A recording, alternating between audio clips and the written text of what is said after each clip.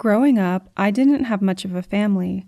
My mother had passed away shortly after giving birth to myself, and my father, well, I didn't have a father. I was mainly raised by my sister, who I just always considered my mother. I remember this day like it was last week, and it's something that still gives me shivers just thinking about. It was getting late during the evening on an unusually cold November day. My sister was making dinner, and I was in my bedroom playing with some dolls I had gotten from the store. I remember faintly that my television was on, playing some TV show that I can't for the life of me remember. Shortly after, my sister had called me downstairs for dinner. As I stood up, I remember hearing the terrifying noise of the TV static coming from behind me. As I turned around, my entire television was in complete static. I didn't think too much of it, and I turned it off and went downstairs. All the while, I noticed my sister acting strange. She had placed my dinner in front of me, and all the while doing so, she never once looked at me. Instead, her attention was on the outdoor kitchen window. Again, I didn't think too much of it, so I began eating. I remember shortly after seeing her leave the kitchen heading outside for what seemed like a very long time. When she returned, I remember her face looked beyond pale, as if she saw something she wasn't supposed to. Though she was carrying something in her hand that looked too much like a child. I know, it sounds ridiculous, which is why I chose to keep this hidden.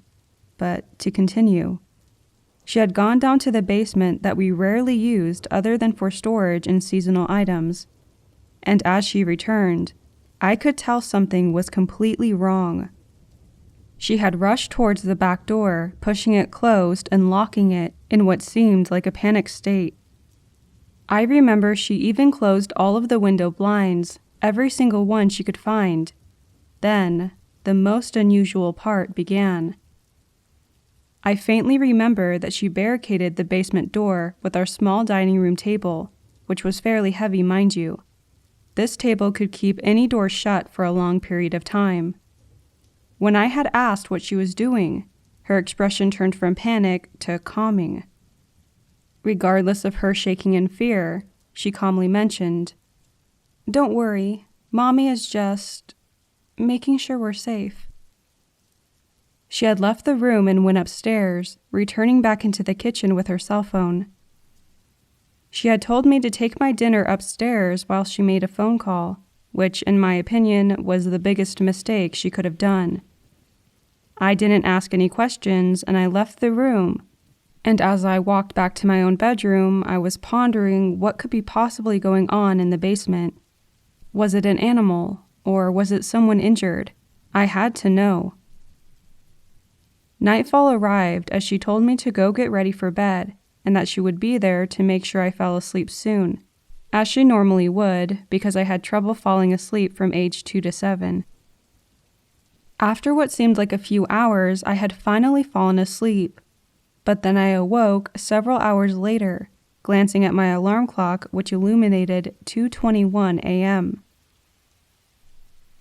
I noticed my sister was no longer in my room. My curiosity got the better of me, and I tiptoed my way downstairs to the kitchen. The small dining room table that had barricaded the door seemed to have been moved. I had assumed she went downstairs to the basement to check on whatever she brought in, so I took a peek through the exposed crack between the door. As I peeked through, I happened to notice an unusual glowing light illuminating the entire basement. The glowing light projected a green haze, but I couldn't see what was causing it. As I had mentioned, curiosity got the better of me, and I tried moving the table with all of my strength. Even if it was just a little bit, it would be enough for my small self to fit through. After squeezing my way through, I slowly crept down the stairs, making sure I didn't make any sort of noise. The glow illuminated brighter and then dimmer, as if it was pulsing. I reached the end of the staircase, and as I looked around, glancing towards my left, I noticed several of our seasonal containers had moved to create this unusual barricade. I began slowly walking towards the containers, keeping my eyes on whatever this light was. But as I got closer, I could see something. It was the shape of what seemed like an actual body. The green glow illuminated directly from this thing. As I got closer, I could finally make out what this object was. It, in fact, was a small childlike body. However, it did not appear human. The features on its small head were too unusual and not like anything I had ever seen. The size of its head was rather almond-shaped, and its eyes were dark, too dark. It stared at me for a moment, and then it gazed around at its surroundings. My body had frozen, not knowing what to do, so I quietly walked back upstairs without saying a word. The following day, I awoke to hearing other people's voices downstairs, voices that were men. I snuck downstairs to see multiple tall men dressed in black suits with hats and sunglasses on.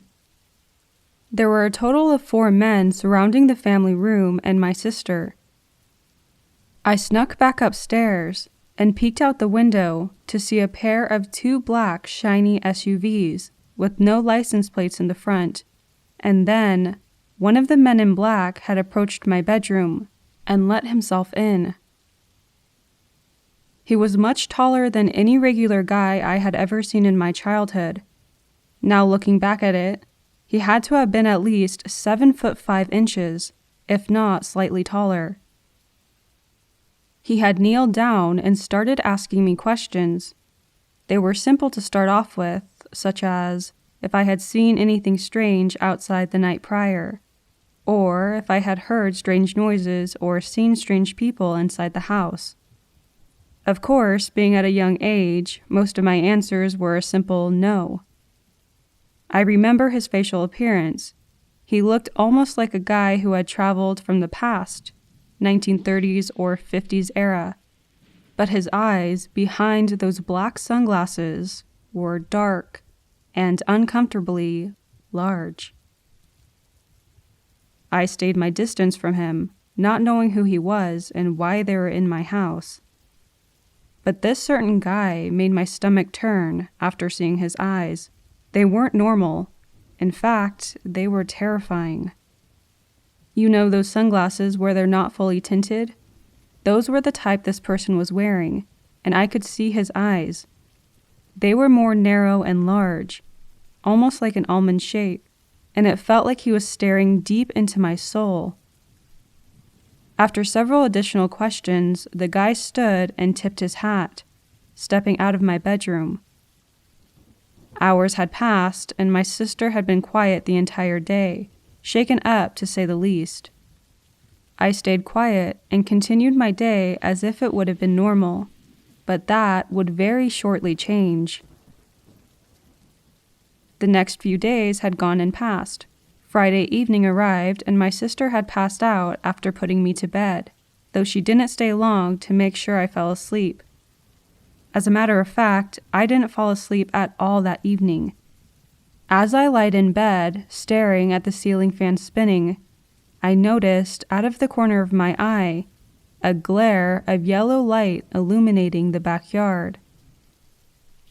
I had figured my sister had gone outside to get some fresh air, but as I glanced out, I noticed the light was not coming from our house. It was coming from above, in the air. It was a simple shape, a large cylinder shape with what looked like a smooth surface, 3 small window-like structures across its hull, and a spinning wheel that circled across the hull, illuminating the yellow light. No noise was ever given off from the object, and there was never any unusual smell. I was struck in awe and fascination, but at the same time, terror and horror took over, and I rushed out of my bedroom to my sister's, shaking her awake as much as I could. After the 5th shake, she finally awoke, and I was in tears, explaining, "There's something outside! There's something hovering outside!" She gave in as she peeked open her window blinds, noticing the same object that I had seen from my window. Her eyes grew big, and she took my arm and rushed to the front door of the house. She hesitated for a moment, then she grabbed the doorknob and twisted it open. There, dead center in front of us, that single moment, my life was never the same again.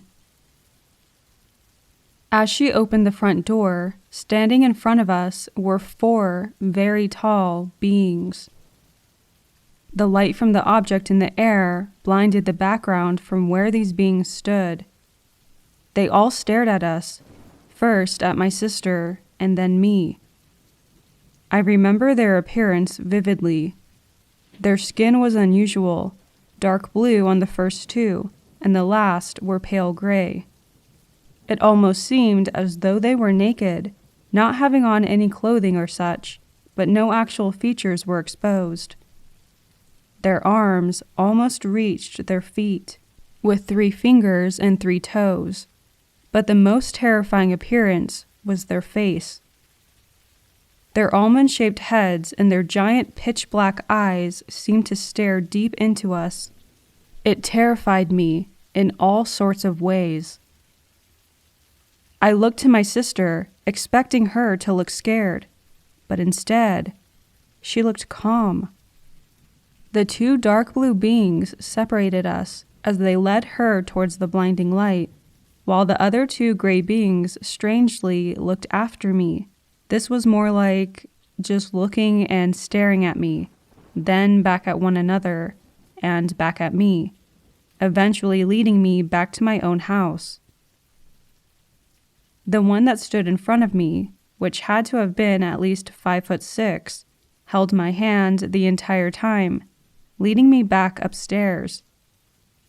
All the while, I could hear a faint voice inside my head, asking where my bedroom was located. I couldn't begin to explain how the voice sounded, but if I had to try, it sounded like my sister's voice, but in both ears. I pointed to the door that was creaked open, and the being stepped inside.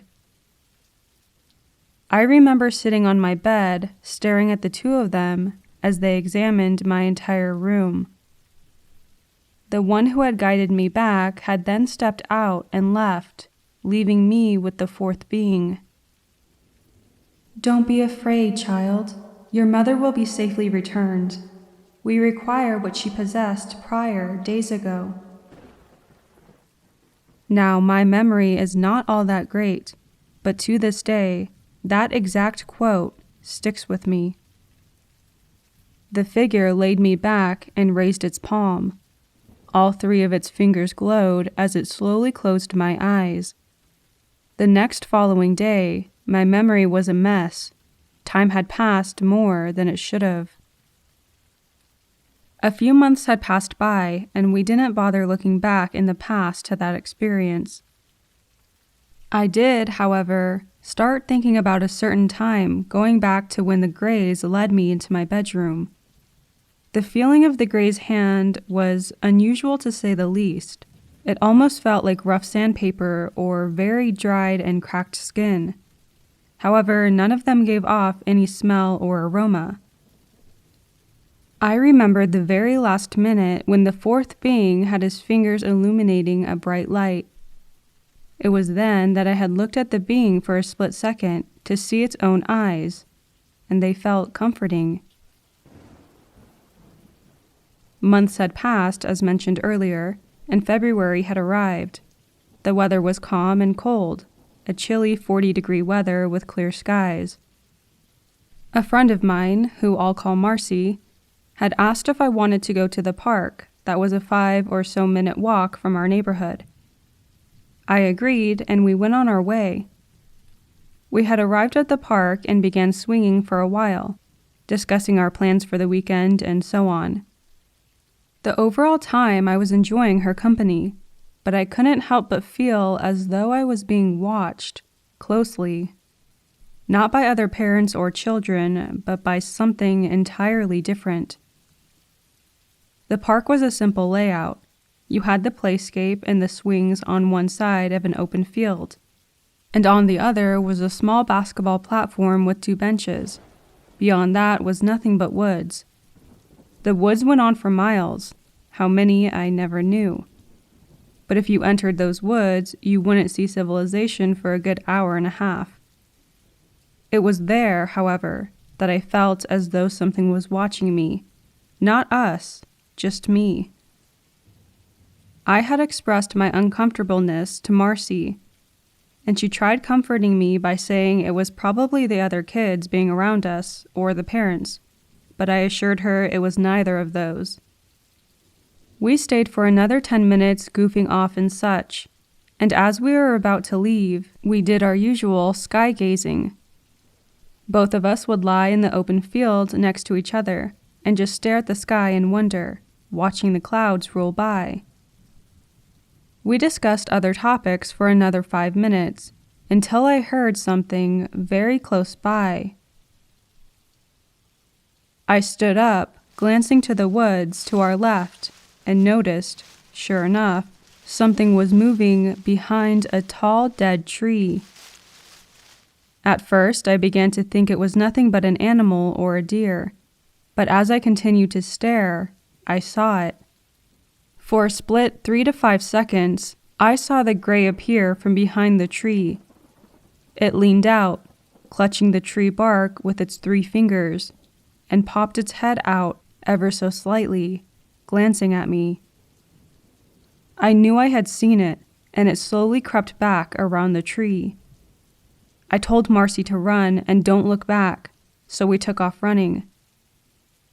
I arrived back at my house and went straight to my sister and told her what I had seen. Marcy, on the other hand, just shrugged it off when my sister asked her about it. Marcy left shortly after, and I begged my sister to listen. She kneeled down and expressed a shy smile to me. "Whatever it was, it won't hurt you, I promise. Just keep it to yourself." That line is the only reason I had kept all of my experiences to myself, until now. The following evening arrived, and my sister had just tucked me into bed, turning off the television and plugging in a small lamp that stood by the windowsill. She was exhausted, as was I, so she didn't stay long and she shortly left. I stayed awake for what felt like hours upon hours, trying to force myself to sleep. It worked, for exactly an hour and a half. I managed to fall asleep around midnight, all the while trying to forget about what I saw, when I was awoken by a loud thud coming from the house. It was loud enough that my own lamp had jumped off its original spot and moved slightly to the edge. I glanced at the clock, 1:15 a.m. My heart began racing, and I did whatever I could to fall back asleep. The sound of my bedroom door slowly creaking open made my heart drop.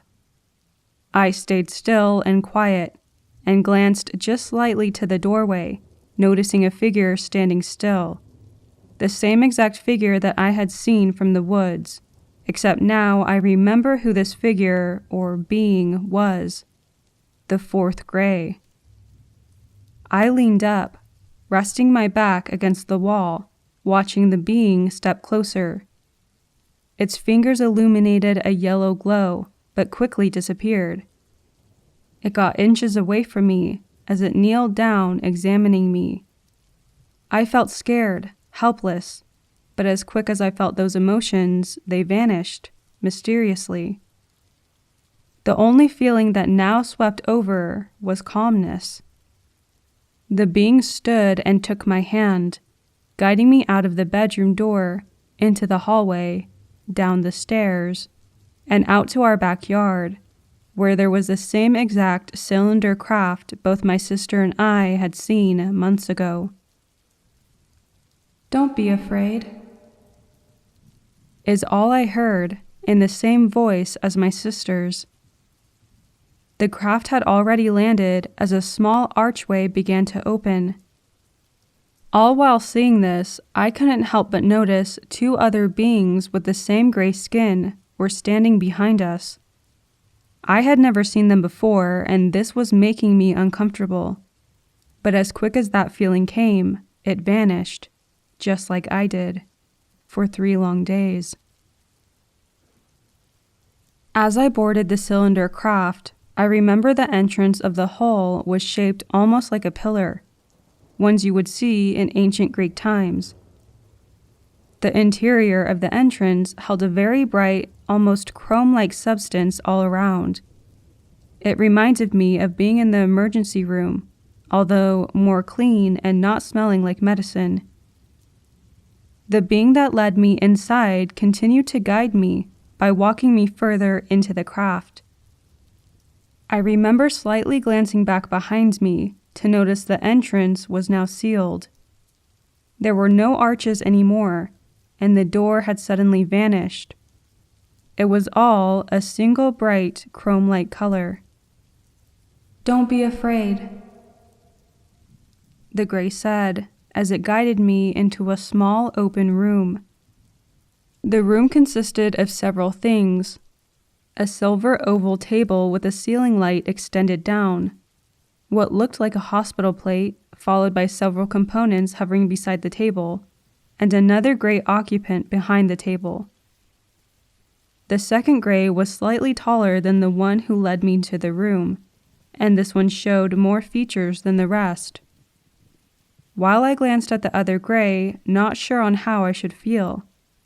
It almost seemed like they didn't want me to notice their true appearance, as it gripped the light source from above and blinded me with it for a moment. For the split 5 seconds I made eye contact with the second gray, I remember its skin looking more dark blue, with black veins running through its body. Its oval head was much larger than the rest, and its eyes were much more gray in color, rather than the pitch blackness. They placed me onto the table and strapped me down with restraints. I remember feeling very worried, but as soon as that feeling arrived, it vanished. At this point, I figured it was the gray that abducted me, knowing in its own way I was terrified, so it got rid of that feeling. I cannot explain how, but it worked, for the most part. Both of the grays glanced over me, all the while holding instruments of some sort. I felt something poking my arms and legs and stomach. The last thing I remember is being inside that certain room, noticing both grays staring at each other and shortly nodding at each other, while the taller gray blinded me again. However, this time it made me go unconscious. As I awoke, I noticed the surrounding environment had changed. Rather than being inside that operating room, I was now inside a room that held a single window, a chair-like structure, and a metallic door with no doorknob or buttons. I started walking toward the window, noticing the pitch blackness, only to be met with the most beautiful image to date. It was of Earth, from far away. Billions of stars surrounded the window, as the Earth was the center attraction. I happened to notice, however, that we were moving away from the planet, farther and farther. Then the door to the room extended open, and the gray entered, noticing I was awake. "Good," it said, as it led me out of the room. The doors sealed shut, and we began walking around the ship.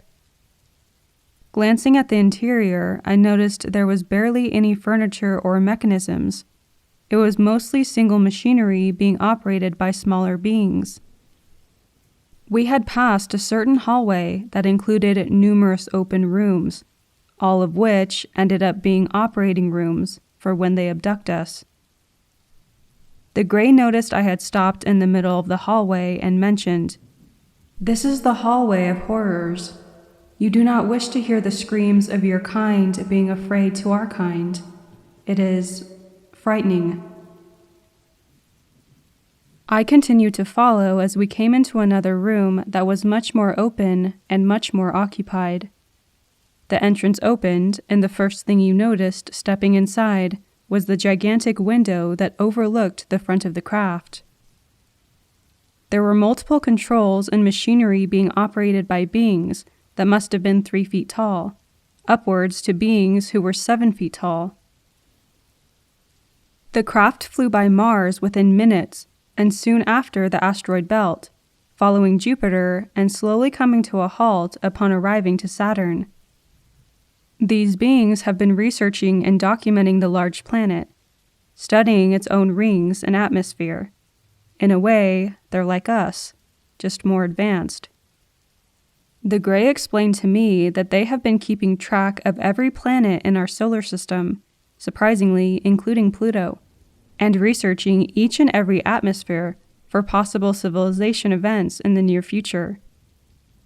The Gray explained that even while Jupiter and Saturn are nothing but gas giants, there are still unknown extraterrestrials hiding in its atmosphere.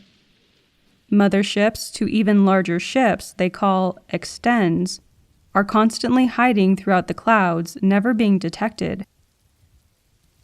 As much as I would like to say that we visited each planet, it seemed Saturn was their last stop before returning myself back home.